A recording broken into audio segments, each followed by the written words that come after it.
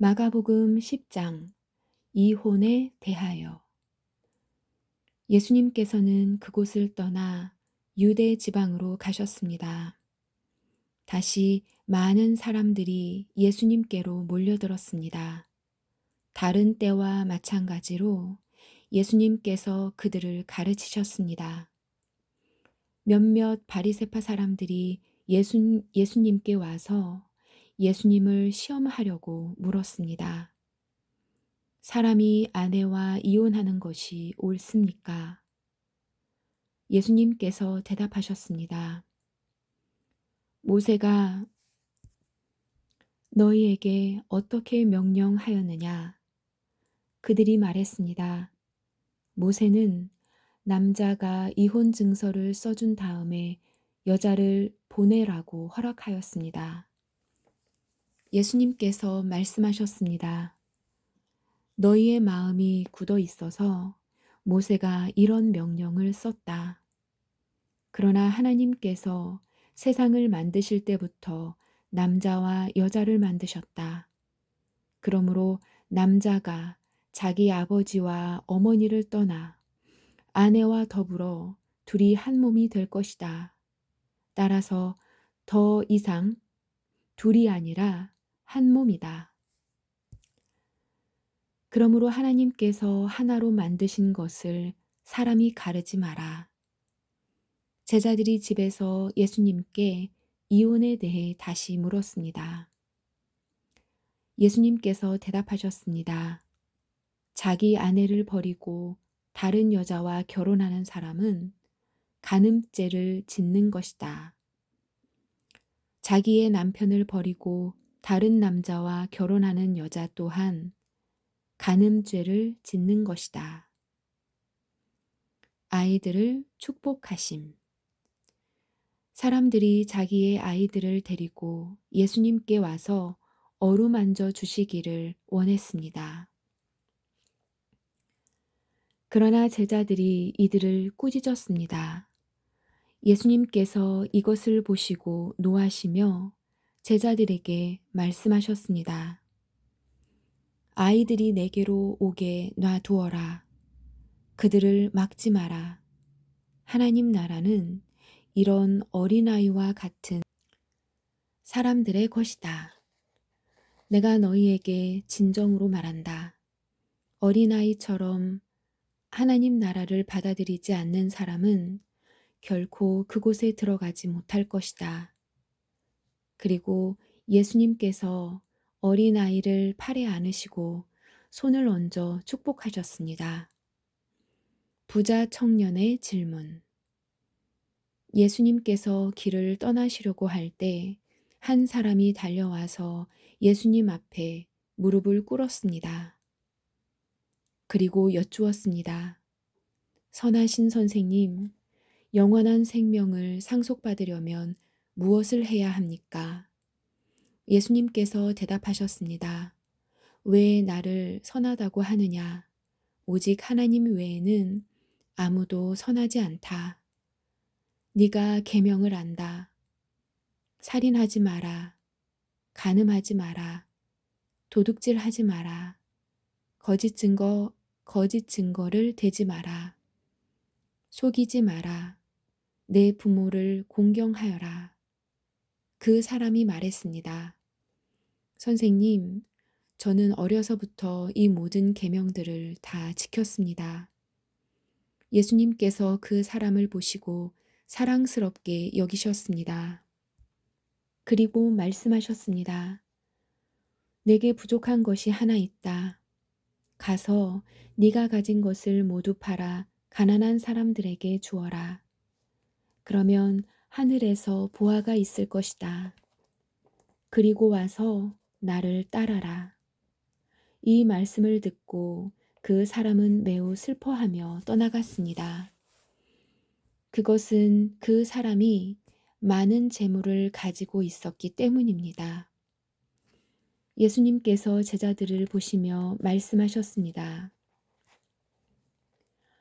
부유한 사람이 하나님 나라에 들어가는 것이 얼마나 어려운가. 제자들은 예수님의 말씀에 놀랐습니다. 예수님께서 다시 말씀하셨습니다. 얘들아, 하나님 나라에 들어가는 것이 얼마나 어려운지, 부자가 하나님 나라에 들어가는 것보다 낙타가 바늘길을 지나가는 것이 더 쉬울 것이다. 제자들은 더욱더 놀라며 서로 말하였습니다. 그러면 과연 누가 구원을 받을 수 있을까? 예수님께서 제자들을 바라보시며 말씀하셨습니다. 사람은 할 수 없으나 하나님께서는 할 수 있다. 하나님께서는 모든 것이 가능하다. 베드로가 예수님께 말했습니다. 보십시오. 우리는 선생님을 따르려고 모든 것을 버렸습니다. 예수님께서 말씀하셨습니다. 내가 너희에게 진정으로 말한다. 나와 복음을 위해 자기 집과 형제, 자매, 어머니, 아버지, 자식 또는 밭을 버린 사람은 이 세상에서 핍박과 함께 집과 형제, 자매, 어머니, 자녀, 그리고 밭을 100배로 받을 것이다. 그리고 오는 세상에서는 영원한 생명을 얻을 것이다. 첫째가 꼴찌가 되고 꼴찌가 첫째가 되는 사람이 많을 것이다. 죽음과 부활에 대해 말씀하심. 예루살렘으로 올라가는 길에 예수님께서 사람들보다 먼저 걸어가셨습니다. 제자들이 놀랐고 뒤따르던 사람들도 두려워했습니다. 예수님께서 12 제자를 따로 부르셔서 어떤 일이 예수님에게 일어날지 말씀하시기 시작하셨습니다. 보아라, 우리는 지금 예루살렘으로 간다. 인자가 대제사장과 율법학자들에게 넘겨질 것이다. 그들은 인자에게 사형을 선고하고 이방 사람들에게 넘겨줄 것이다. 이방 사람들은 인자를 조롱하고 침을 뱉고 채찍으로 때리고 죽일 것이다. 그러나 인자는 3일 뒤에 다시 살아날 것이다. 두 제자의 요구. 세베대의 두 아들인 야고보와 요한이 예수님께 와서 말했습니다.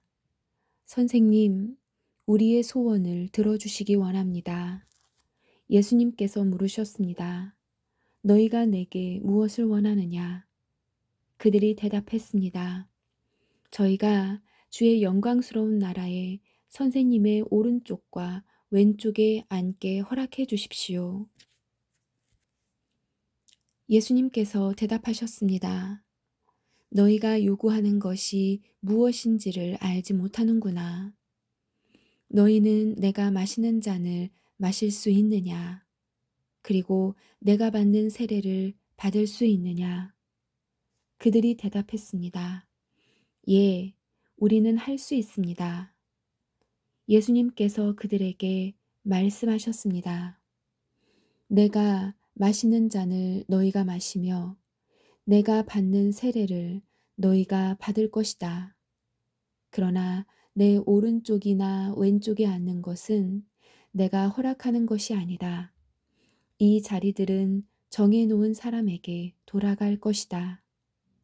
이 말을 듣고 나머지 10명의 제자들이 야고보와 요한에게 화를 내기 시작했습니다. 예수님께서 제자들을 부르시고 말씀하셨습니다. 너희가 아는 것처럼 이방 사람들의 통치자라는 사람들은 사람들을 지배하려고 한다. 고관들도 사람들에게 세도를 부린다. 그러나 너희는 그래서는 안 된다. 누구든지 너희 중에서 높아지려거든 종이 되어야 한다. 누구든지 너희 중에서 첫째가 되려거든 모든 사람의 종이 되어야 한다. 인자도 섬김을 받으러 온 것이 아니라 섬기러 왔다.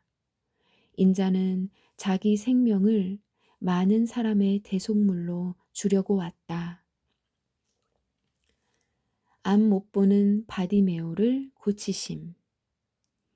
예수님과 제자들이 여리고에 왔습니다.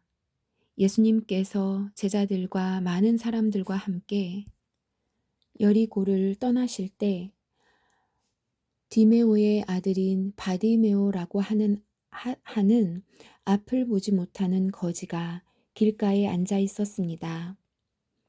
나사렛 예수님이라는 소리를 듣고 그는 소리 지르기 시작했습니다. 다윗의 자손 예수님, 제게 자비를 베풀어 주십시오. 많은 사람들이 그에게 조용히 하라고 엄하게 말했습니다. 그러나 그는 더욱더 크게 소리쳤습니다. 다윗의 자손이여, 제게 자비를 베풀어 주십시오. 예수님께서 멈추셔서 말씀하셨습니다. 그 사람을 이리 데리고 오너라. 사람들이 그를 불렀습니다. 안심하고 일어나게. 예수님께서 자네를 부르고 계시네. 그는 겉옷을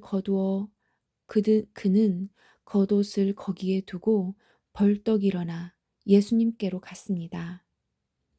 예수님께서 그에게 물으셨습니다. 무엇을 해주길 원하느냐?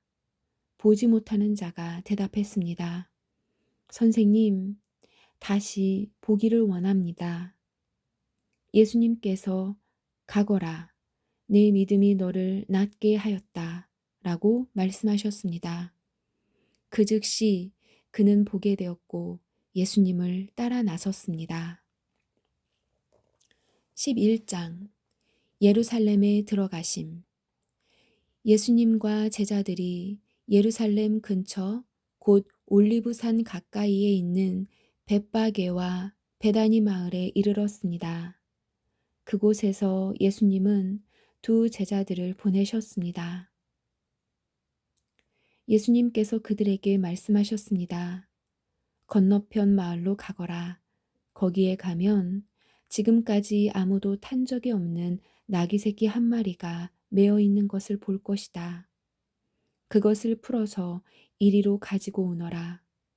누가 너희에게 왜 이러십니까? 라고 물으면 이렇게 말하여라. 주님께서 필요하시답니다. 곧 이리로 돌려보내실 것입니다. 제자들이 마을로 들어가서 길 쪽으로 있는 문에 묶여 있는 나귀 새끼를 발견하였습니다.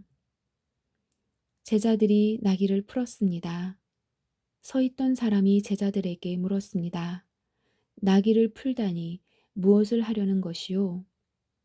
제자들이 예수님께서 알려주신 대로 대답했습니다. 그러자 허락해 주었습니다. 제자들이 예수님께 나귀 새끼를 끌고 왔습니다. 그들이 겉옷을 나귀 위에 얹었고 예수님께서 거기에 앉으셨습니다.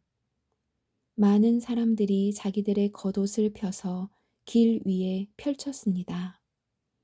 어떤 사람들은 들에서 꺾은 나뭇가지를 펼쳤습니다. 예수님 앞에서 걸어가던 사람들과 뒤에서 따라가던 사람들이 소리쳤습니다. 호산나, 주님의 이름으로 오시는 이가 복이 있다. 다가오는 우리 조상 다윗의 나라가 복이 있다. 가장 높은 곳에서 호산나. 예수님께서 예루살렘에 가셔서 성전으로 들어가셨습니다. 그리고 모든 것을 둘러보신 후 날이 이미 저물었기 때문에 12제자들과 함께 베다니로 돌아가셨습니다. 무화과 나무를 저주하심. 이튿날 예수님과 제자들이 베다니에서 출발하여 오는 길에 예수님께서 배고픔을 느끼셨습니다.